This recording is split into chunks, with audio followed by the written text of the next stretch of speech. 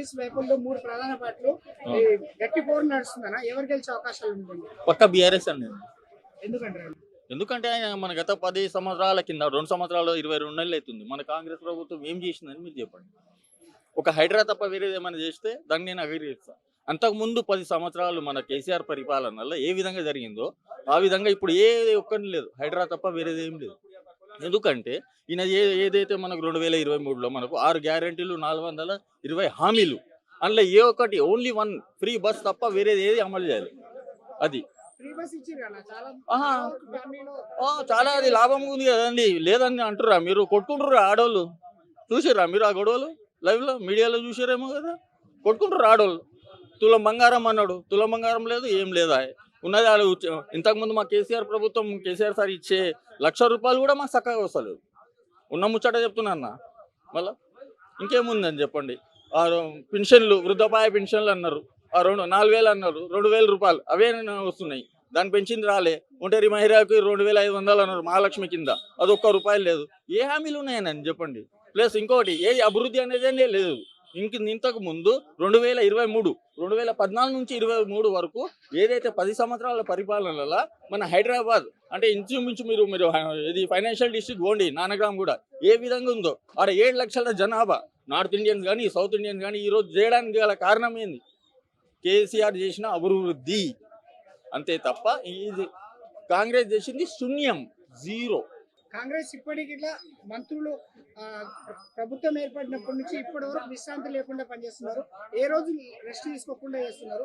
అభివృద్ధి చేస్తున్నాం మేము, ఇక్కడ మేము ఖచ్చితంగా గెలిచి తీరుతామని చెప్పి. అవును సార్, అది చూపియండి సార్. ఏం అభివృద్ధి చేస్తున్నారు అని చెప్పండి. ఇప్పుడు మా మాగంటి గోపీనాథ్ గారి ఉండే ఇంతకుముందు జూబ్లీస్ నియోజకవర్గం 3 సార్లు ఎమ్మెల్యేగా గెలిచారు.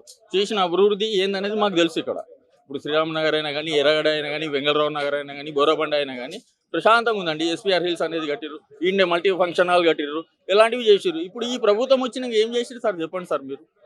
అంతకుముందు ఎలక్షన్స్ బిఫోర్ ఏవైతే రిక్వైర్మెంట్స్ ఉండేనో మొత్తం కరెక్ట్ పెట్టి ఎలక్షన్ కోడ్ రావడం వల్ల ఇవ్వలేకపోయింది మన కేసీఆర్ సార్. ఈయన వచ్చినాక 2 నెలలు ఎవరైనా ఇస్తారా సార్ గవర్నమెంట్ డ్యూటీలు?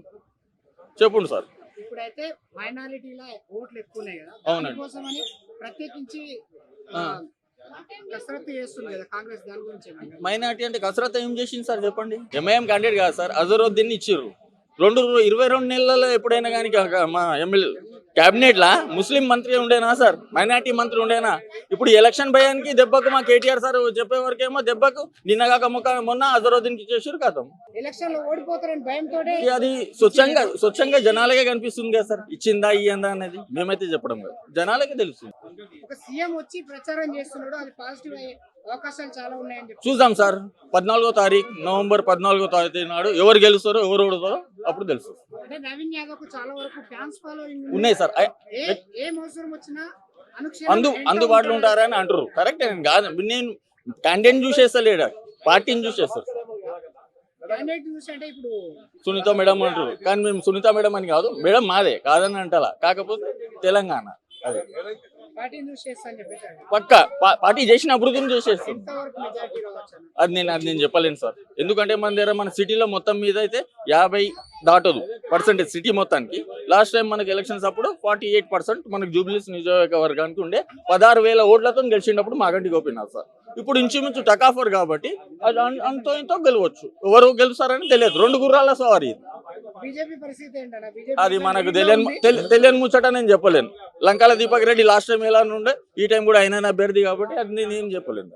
ముఖ్యమైనదంటే మా కేసీఆర్ అన్ననే గెలుస్తాడు. అది వస్తేనే జర అభివృద్ధి జరుగుతుంది నా యొక్క మనవి. అదే జరుగుతున్నా 100% ఉన్నది నా నమ్మకం. అవి అన్నీ లేదా నా అనుభవం లేని వ్యక్తులతో ఏం పని? అనుభవం ఉండాలి, జ్ఞానం ఉండాలి, పరివర్తన ఉండాలి. అది ఉట్టి మాటలతో రాదు. ఇది లీడర్గిరి అంటే ముఖ్యమంత్రి కానీ, ఎంపీ కానీ, ఇది రాజు కానీ, ఎవరే కానీ 365 రాజ్యాలలో ఇది నేను నిజమైన మాటలు చెప్తున్నా. 100% గ్యారంటీ రావాలని నా మనస్ఫూర్తిగా కోరుకుంటున్నాను. కాంగ్రెస్ అధికారంలో ఉంది కదా, ఉన్నది. కాంగ్రెస్ 70 సంవత్సరాలు చేసింది లేదని అంటున్నాను. అది కూడా అన్నదమ్ముల దగ్గర మెరుగున్నారు. ఇది అది ఒకటే పార్టీ, అర్థమైందా? బీఆర్ఎస్ కాంగ్రెస్ అన్నదమ్ముల దగ్గర ఉండాలి అని నా యొక్క కోరిక. ఆ అన్ని జిల్లాలలో పనులు ప్రతి ఒక్క భారతీయ పౌరుడు వారికి ఉద్యోగం కావాలని కోరుకుంటున్నారు. అందుగురించి కేసీఆర్ రావాలని కోరుకుంటున్నారు అభివృద్ధి కార్యక్రమం గురించి. విదేశాలలో పోయి ఎన్ని పనులు చేయలేదు, అట్లా చేసి చూపించాలి. కేటీ రామారావు గారికి వాళ్ళకు అనుభవం ఉన్నది కాబట్టి చేస్తారని నా యొక్క నమ్మకం 100%. ఇక్కడ కొంతవరకు ఏంటంటే ఎవరు వాళ్ళ నియోజకవర్గంలో ఉన్న వాళ్ళ సమస్యలు ఏంటి వాళ్ళు పరిష్కరిస్తే వాళ్ళకి పట్టం కడతా అని చెప్పేసి అంటున్నారు. వాళ్ళ అధికార పార్టీ అయినా ప్రతిపక్ష పార్టీ అయినా వాళ్ళకి ఎవరు మేలు చేస్తే వాళ్ళ సమస్యలు ఎవరు తీరిస్తే వాళ్ళకి పట్టం కడుతుంటున్నారు.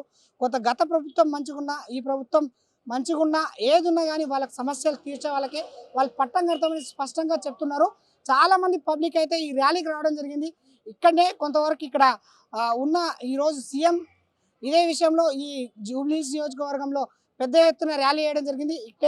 ఇక్కడ బీఆర్ఎస్ నుంచి కేటీఆర్ ఇంకా వేరే వేరే పార్టీల నుంచి చాలా వరకు ర్యాలీ చేస్తున్నారు. పెద్ద ఎత్తున ప్రచారాలు అయితే జరుగుతున్నాయి. ఇప్పుడు ప్రపంచంలో తెలుగు వారు ఎక్కడున్నా ప్రపంచంలో హాట్ టాపిక్గా మారింది. దేశంలో అయితే ఒక దిక్కు బీహార్ ఎలక్షన్లు ఉంటాయి, హైదరాబాద్లో జూబ్లీహిల్స్ ఎలక్షన్లు హాట్ టాపిక్గా మారాయి. అసలు ఏం జరుగుతుందో 11 తారీఖు నాడు అయితే ఎలక్షన్స్ ఉంటాయి. దాని తర్వాత 14 తారీఖు నాడు రిజల్ట్స్ ఉంటాయి. అప్పుడు తెలుస్తాయి అన్నట్టు పూర్తి వివరాలు. అంతవరకు చూస్తూనే ఉండండి ఆంధ్రప్రభ. కెమెరామ్యాన్ శ్రీకాంత్తో రాహుల్, రహమత్ నగర్ నుంచి.